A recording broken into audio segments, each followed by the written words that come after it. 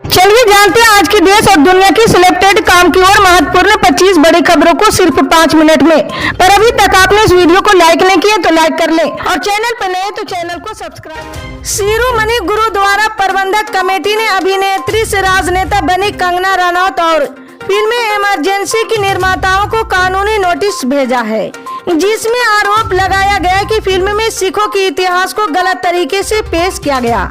जी हां, 6 सितंबर को रिलीज होने वाली इस फिल्म में कंगना रनौत ने पूर्व प्रधानमंत्री इंदिरा गांधी की भूमिका निभाई है। सिख समुदाय ने फिल्म में सिखों की कथित नकारात्मक चित्रण के लिए नाराजगी जताई।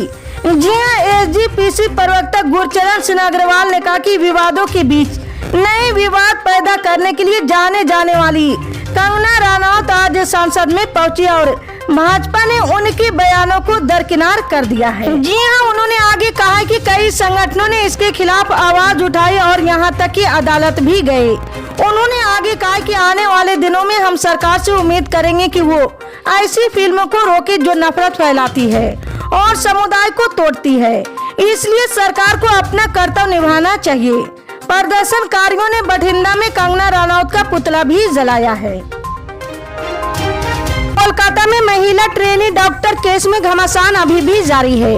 जी हां, पिछले कई दिनों में बंगाल में भारी प्रदर्शन किया जा रहा है। इस पर बंगाल की मुख्यमंत्री ममता बनर्जी ने कहा कि बीजेपी न्याय नहीं चाहती, वो केवल बंगाल को बदनाम करने की कोशिश कर रही है। साथ ही उन्होंने ये भी कहा कि पश्चिम बंगाल की सरकार महिला सुरक्षा को ध्यान में रखते हुए बलात्कार जैसे मामलों में फांसी की सजा के लिए कड़ा कानून लाएगी। साथ ही उन्होंने कहा कि कोलकाता में हम ऐसा कानून लाएंगे जिसमें 10 दिनों में केस खत्म हो जाएगा। जी हां, रेप पीड़ितों को इंसाफ दिलाने की बात करते हुए मुख्यमंत्री ममता बनर्जी ने कहा है कि अगले हफ्ते हम विधानसभा सत्र बुलाएंगे।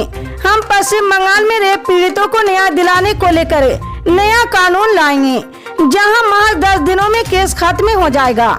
इस प्रस्ताव को मंजूरी के लिए राज्यपाल के पास भेजेंगे। अगर राज्यपाल इसे पारित नहीं करते तो राजभवन के सामने धरना भी देंगे।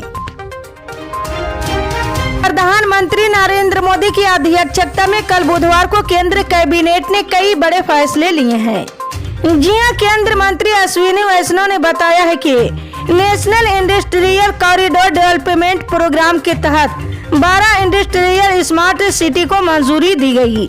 इस पर 28,602 करोड़ रुपए सरकार खर्च करेगी। इससे करीब 10 लाख जॉब्स के अवसर पैदा होंगे। इनमें से 2 औद्योगिक शहर आंध्र प्रदेश और एक बिहार में विकसित किए जाएंगे। उत्तराखंड को भी एक इंडस्ट्रियल स्मार्ट सिटी का तोहफा मिला है। जी हां, अश्विनी वैष्णव ने बताया कि इस मुहिम के तहत पिछले 3 महीने में कई बड़े प्रोजेक्ट को केंद्र सरकार ने मंजूरी दी है। करीब 2 लाख करोड़ के प्रोजेक्ट पास किए गए हैं। दिल्ली शराब घोटाले में फंसे आप नेता संजय सिंह, मनीष सिसोदिया और अब बीआरएस नेता के कविता को सुप्रीम कोर्ट से जमानत मिल गई है।